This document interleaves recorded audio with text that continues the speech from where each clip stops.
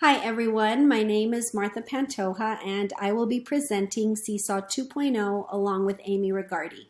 I will be presenting the first part and she will be presenting the second. While we were putting together this presentation, we kept this essential question in mind: how can we purposely integrate technology to enhance student learning? More specifically, how can we purposely integrate Seesaw to enhance student learning? As teachers, we already know that our students learn best when they are actively engaged in constructing and reflecting on their learning. That's when they're having fun, that's when they're motivated and excited to learn, and as teachers, that's when it's most fun to watch them learn. So Amy and I are going to present some Seesaw activities to you today, and we are hoping that these Seesaw activities help create these transformational learning experiences that support engagement, agency, and reflection for all students. I'm going to start by sharing the SAMR model. And the SAMR model helps us categorize technology that we use in the classroom into 4 different categories: substitution, augmentation, modification, and redefinition. In the substitution category, that's when we use technology to simply substitute an assignment, and there's no real difference between what's on paper versus online. The augmentation category, that's when we use technology as a direct substitute again, but this time we've made one functional improvement. Modification, that's when we use technology to allow for significant task redesign. And redefinition, that's when we allow for the creation of new tasks previously inconceivable and not even possible without the use of technology. And you can see how the SAMR model lines up with Bloom's taxonomy. So what does that look like with Seesaw? Well, if I have my students complete a word puzzle on Seesaw, and there's no difference between what would be on paper versus what's on Seesaw, then that would fall into the substitution category. If I have my students complete a word puzzle on Seesaw, but then I have them use the microphone tool to have them record themselves reading the words, then that Seesaw activity would fall into the augmentation category. In the modification category, I might have my students, instead of finding the words on a word puzzle, I might have them type out the words using the drawing tool, and then I might have them use different colors to differentiate between consonants and vowels.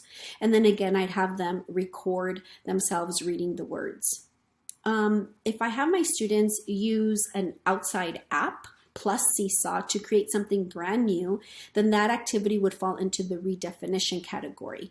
There, my students would upload this new activity and they would share it on Seesaw and then get feedback from parents, peers, and teachers.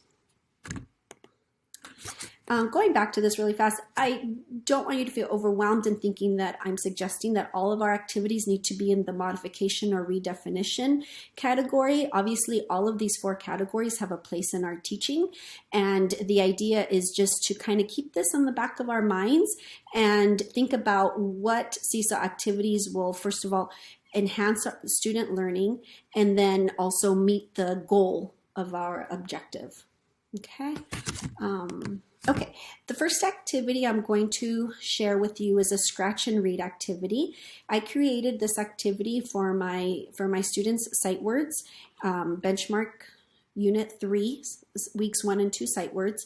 And in this activity, students use the eraser tool to erase the diamond and uncover the sight word. And then they use the microphone tool to read the sight words. I learned how to make these scratch and reads by watching one of the sessions, Innovation Camp sessions from this summertime, and I included the link here because the presenter does an excellent job at showing how to make these scratch and reads and even how to use them in different ways. So I'm going to show you what that looks like. I'm going to go into my Seesaw account, and I actually recorded myself completing this activity.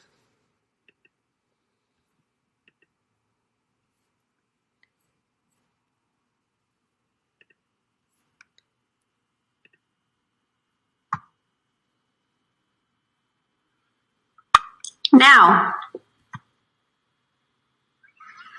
Do. Which. Okay, that's enough of that. So again, these could be used to help your little ones learn sight words, and in first grade, that's very important. Okay, in first grade, I also have students. I'm always asking them to tell me what a story is about using their own words, and I want them to go in sequential order. So I searched up sequence of events in the community library, and I had students complete this activity. And in this activity, students click on the link here to listen to the story, The Very Hungry Caterpillar. And after that, they click on this student template down here, and they put pictures in order from beginning to end, and then they choose the microphone to retell the story in their own words. And I can show you again what that looks like.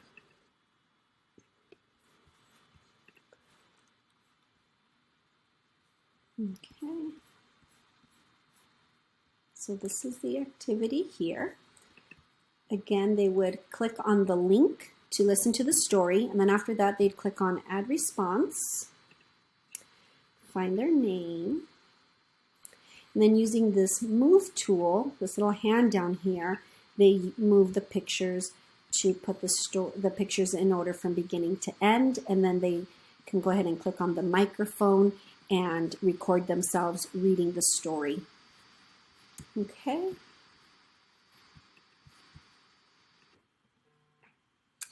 And I actually created one of these activities.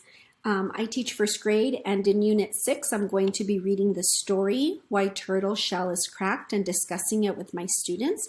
As a follow-up, I'm going to have them complete this activity where they, again, put the pictures in order from beginning to end, and then use the microphone to retell what the story is about in their own words. So this is the activity here, and again, you want to have them find their name, and again use the hand tool to move the pictures. And when I created the template, the student template, I added numbers into my boxes to make sure, just to help my little ones recognize this idea of sequential order. And then their job is to put the pictures in order and make sure that they use the microphone at the end to retell the story in their own words. A couple of things to remember when making an activity like this. The first thing you need to do is create the student template. So this student template, I created it on Google Slides. And when you upload a student template, you can actually upload from your Google Drive, or you can save the document on your desktop as a PDF and upload it that way. And then you can go ahead and click on the three dots and click on Edit Activity. The title goes on top, and then from there the instructions go here, and then this is the student template, so I'm going to click on that. And when adding the pictures, you want to make sure that your screenshots that you take, you want to save them onto your desktop or on some kind of folder on your computer, and then from there you want to click on the camera and click Upload. And then from here, you can choose where you decided to store the picture. So there's my screenshot. And from here, I can go ahead and resize it and make sure that it fits in my little square. You also want to make sure that you don't accidentally click lock here. If you click lock, what'll happen is your little ones won't be able to move the picture around. So you want to make sure this is unlocked. See, that's locked, so that doesn't work, so unlock. Okay. This activity can be used as a follow-up to an adjectives lesson. And in this activity, there's a link here that students will first click on to draw an ice cream cone. Now, in this activity, I've made sure to tell the students that the ice cream cone or the ice cream should be colored the same color as their favorite ice cream, because then I want them to write 3 sentences in first person describing themselves as their favorite ice cream flavor. After that, they have 2 choices. They can choose the video to record themselves reading the 3 sentences, using adjectives again to describe themselves, or they can use the Chatter Kid app to make the ice cream cone talk, and then the ice cream cone is describing itself using adjectives. So let me show you what that looks like. Go ahead and get out of this. Okay, so this is the activity here. Again, first they click on the link to draw their ice cream cone, and then they write their 3 sentences, and then they can either choose the video camera to record themselves, or they can go ahead and use the ChatterKid app and make the ice cream cone talk while it's describing itself using adjectives. Hi, I am Vanilla Ice Cream. Here are some adjectives to describe myself. I'm sweet. If I get on your hands, I am sticky. I am cold in your mouth. Okay. A couple of things to remember with this type of activity is that when you put in a link, you need to make sure that it's converted so that students with a PUSD Chromebook can watch it, because ArtHub puts up their videos using YouTube, right? So they're YouTube links. So what I did was I convert all of my YouTube links to Canvas Studio links. And what you do there is all you have to do is go to Canvas Studio, click Studio here, and then click Add. Go ahead and click Add, and then from there you just have to drop in the YouTube link. Canvas Studio allows you to create folders, so you can see all my folders here. So after you've added your video into Canvas Studio, you want to click on the 3 dots here and then click Share Media. And then it'll ask you create public link, and that's what you want to click on. Once you've created the public link, all you have to do is copy and paste it and then put it into your Seesaw assignment. Okay. So that's the first thing to remember, is the YouTube link. And then the other thing is when students create their video on the ChatterKid app, excuse me, that you want to make sure that they export it to their camera roll. And then using the Seesaw app, they can click on tap on add response, find their name, and then they choose upload. Choose photos and videos, and then choose the ChatterKid video that they want to upload. After that, all they have to do is click on that green check mark and it'll upload it into their account. Okay, you can do this type of assignment with historical figures. Here's one with Martin Luther King Jr. Or with any historical figures, especially in the upper grades as they learn about American history. Maybe they draw a historical figure and then they write a speech in first person, and then they can record themselves reading that speech, and then using the ChatterKid app and Seesaw, they can upload that, and it's as if their historical figure is talking. Okay, I'm just going to go over very quickly some quick instructions on how to create an activity. Remember that you go to My Library if you want to create an activity that will be saved onto your library. You click Create New Activity. Here you just have to put in your title and the instructions. If you want your instructions to include these little icons, you want to make sure that you use the Seesaw icon shortcut. It'll tell you exactly what to type in so that those icons show up. For the littles, it's really helpful to record yourself reading the instructions, because sometimes there's a lot of instructions and it's too much reading for them. And you do that by clicking on this Add Voice Instructions. So you want to click on that, and then from there record yourself, and that way they just have to click on that and hear your voice giving them instructions. In order to add the Canvas Studio link or any type of link, you want to click on Add Multimedia Instructions. And then you can just simply put in the link, click the green check mark, and it'll show up. You could upload an exemplar. You can put in a link to a supplemental video or article. You can record a demo video or attach other materials that support students to complete the activity. In order to upload the template that students will work on, for example, that Seesaw turtles activity template where I had the boxes and the numbers. So you want to click on this link down here, add template for student responses. Okay, and again, you can actually upload from your Google Drive, or you can save the document onto your desktop and then from there upload. You can upload a graphic organizer, a template, a PDF, a photo for students to annotate. You can create a note to share guiding questions, or you can even use the multi-page to create a multi-page template.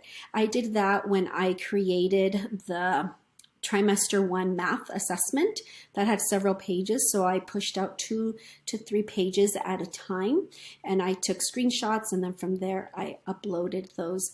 And each time students completed part of the math assessment, they completed just 2 pages of it, 2 to 3 pages. When you find an activity on the library that you want to save onto your library, all you have to do is click on this little heart up here, and then it'll be saved onto your library. And then if you want to edit it, you want to click on the 3 dots and then click on copy and edit. And these little 3 dots will also give you other options too. So if you want to share with your colleagues, again, you click on those 3 dots and you click on share activity. You can share the activity link, or you can even email the teachers that you want to share to. Okay, and that's it for me. I hope you found what I shared helpful. If you have any questions on any of this, please feel free to email me anytime. My email is below, mpantoja, P-A-N-T-O-J-A, at poweusd.com. Thank you so much, and I will pass it on to Amy now. Bye. Thank you, Martha. Hi, I'm Amy Regardi, and I teach 5th grade. I've been using Seesaw for 5 years now, and I've always found it to be a useful tool in the classroom. When we went to distance learning in the spring, and now that I'm a VLA teacher, I find it an essential tool. As we continue discussing how to purposely integrate technology to enhance student learning, we'll address the question of why is it worth the effort to infuse choice and exploration into learning experiences. First, students have time and space to explore when learning remotely.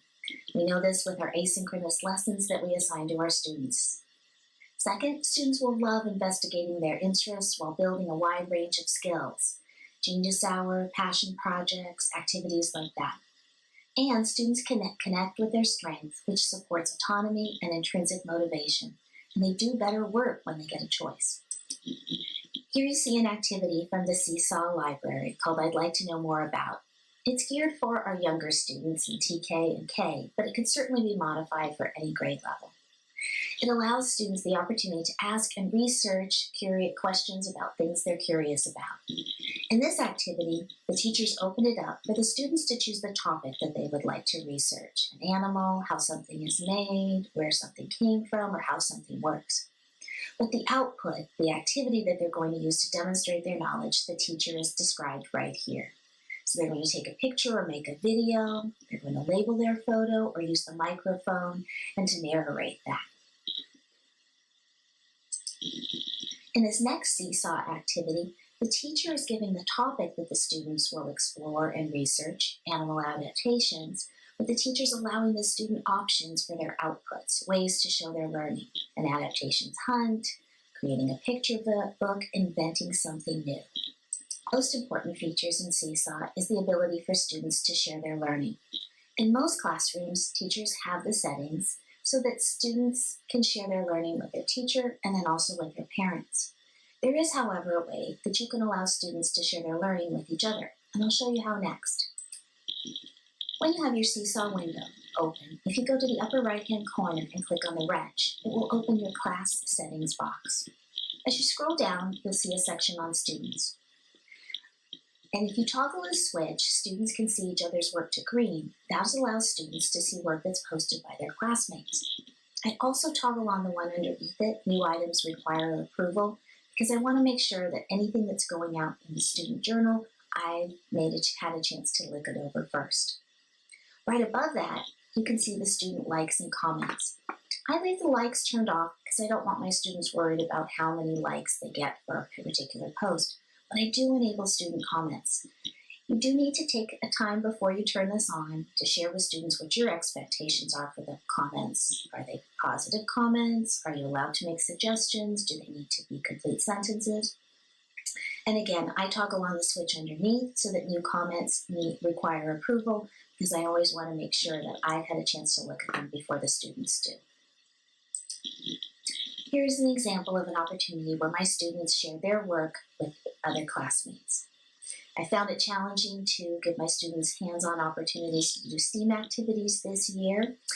So I've started getting in the practice of each month when they pick up their materials, putting together a little bag of inexpensive items that they can use for what we call our STEAM challenges. The item that we used in this one are little plastic cars. They come from Target. You can get 6 of them for $3, and sometimes they're even on sale. They're the type of little car that if you exert some pressure and you pull back just a little bit, it stores some potential energy in the car, and when you let go, the kinetic energy makes it fly. In this STEAM challenge, they were supposed to find the largest and heaviest item that their little tiny car could move 12 inches.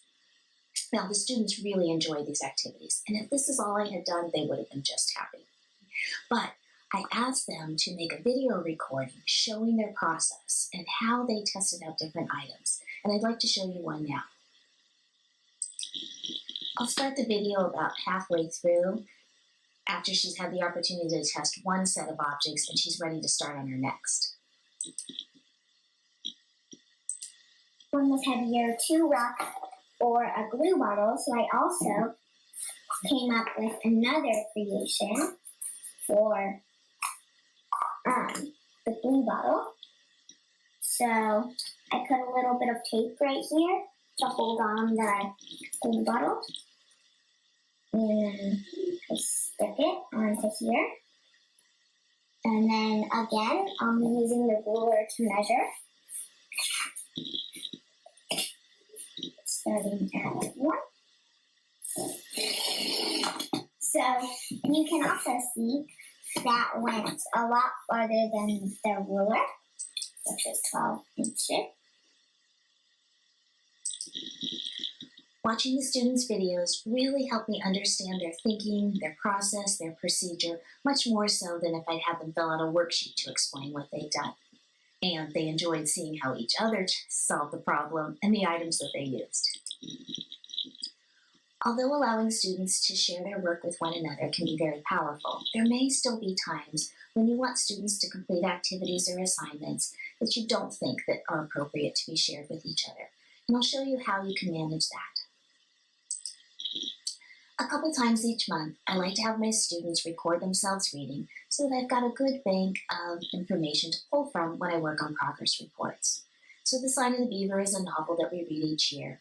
So for this assignment in Seesaw, I asked them to choose a page from the book that we had already read, practice reading it a couple of times so that they knew all the words and had appropriate expression, and then record themselves reading aloud. Now, just like any classroom, there's some of my students that feel a little uncomfortable reading in front of their peers.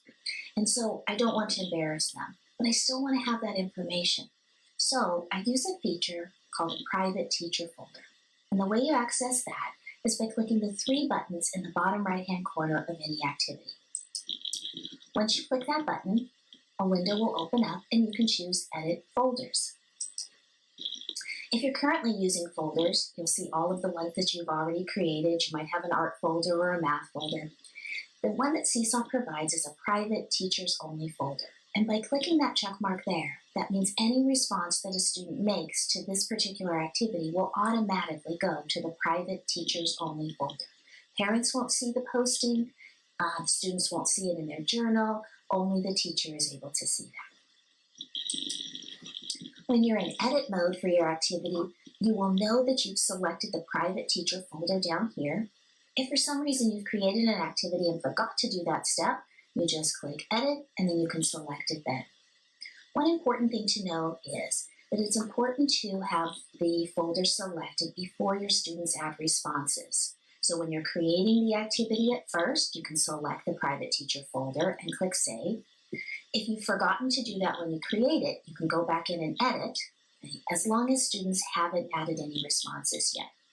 If students have already added responses, then you'll need to manually change the placement into the proper folder. Here, I can see that this student's work is going to be going into the private teacher folder because it's listed right here. If I had forgotten to do that, I would simply click folder right here and it would give me the opportunity to move it. Let's listen to him read. Day after day, he kept remembering the bee tree. He and his father discovered weeks ago, hid in a tree at the swampy edge of a pond they called Moon Pond. The bees were buzzing in and out of an old woodpecker hole. Matthew thought they were wild bees, but his father said no. Allowing students the opportunity to record themselves also gives them a chance to practice, and if the first one doesn't go so well, they can delete it and start again. When students are sharing their work with classmates, it also gives them the opportunity to make comments.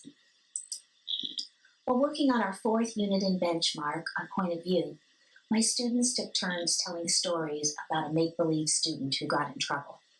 And we talked about how the point of view might be different from the teacher, the parent, the student who's in trouble, or even the classmates. And so I challenged them to write about that in Seesaw. So they each chose a generic name for their character and wrote a description of a narrative of what had happened that day. After they had posted their writing assignments, I reviewed them all, approved them, and they showed up in the journal so other students could read their work. The very next day, everyone had the assignment to read at least 5 different posts by other students and to respond to 3 of them, making a guess as to which point of view the author was writing from. You can see that several students thought this one was written from the first person, but somebody thought it might have been third person, and it was also an excellent story. When my students knew they were going to be writing for each other and that their classmates were going to be determining the point of view, it really made a difference in the quality of work that they did. It also gave my students many opportunities to read different passages written at different point of views and analyze them, and it was a really positive learning experience. Next up, we'll talk about app smashing, and that's the term used when you use multiple applications together in a learning activity. The first activity is a combination of Google's Applied Digital Skills Lessons, Google Slides, and Seesaw. If you haven't used the Google Applied Digital Skills Lessons yet, I highly recommend them. They are created by the professionals at Google, and they have wonderful video lessons that can be used asynchronously with students. They teach them all the tips and tricks that I don't necessarily know about all of the Google programs. In this particular activity, the students were tasked with creating a Google Slide project all about something that was of interest to them. So they were able to choose a topic, right, and the output was something that I determined was the Google Slide project. The student created a project all about technology and created 4 different, very professional-looking slides using the Google Applied Digital Skills Lessons. We then posted those on Seesaw, and then everyone in the class had the opportunity to learn all about what all of the students were interested in. And you can see they've got positive comments down at the bottom too. Here's the landing page for Google's Applied Digital Skills Lessons. You can log in with your PUSD Google account. All of the lessons are free. They let you choose your role as a parent, a student, or a teacher, and show you how to start assigning lessons to your students. In this next app smash, we're combining Storyboard That, Wii Video, and Seesaw. Before the winter break, my students were organized in literature circles or book clubs, groups of 5 or 6 students who were reading similar novels. Once they had finished, I tasked them with recreating the most important events of the story using the program called Storyboard That. After they had done that, then they took those storyboard cells and put them into a video editing software, added music, transitions, and really ended up with a professional-looking piece of work. We posted them to Seesaw. One of the best things about it was, because they worked in a group with other people reading the story, it was fun to compare how other people in their own book club had retold the story, which characters they used, what events that they felt were important. Let's take a look at one of them.